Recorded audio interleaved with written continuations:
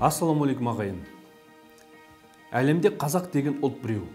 Демек оның ұлттық танымы, табиғаты, ұлттық ойлау болмысы, яғни менталитеті, салт санасы, әдет ғұрпы барша қазаққа тән. Оның рухани мәдени, тарихи мол қазынасы да тұтас ортақ бір байлық. Жастар біздің болашағымыз. Сондықтан қазақ халқының өн бойындағы ұлттық қасиеттер бала тәрбиесімен қатар еліміздің ұлтаралық келісімнің баяндылығына, саяси тұрақтылықтың біріктігіне де ықпал ететіні сөзсіз.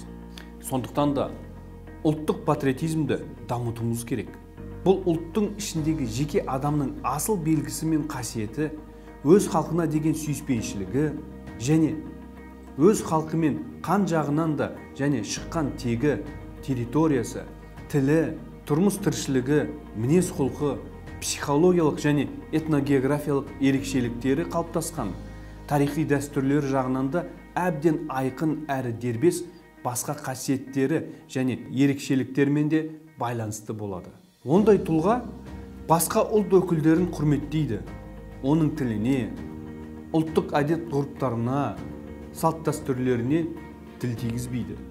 Өзгені құрметтесең, өзің де сыйлы боласың.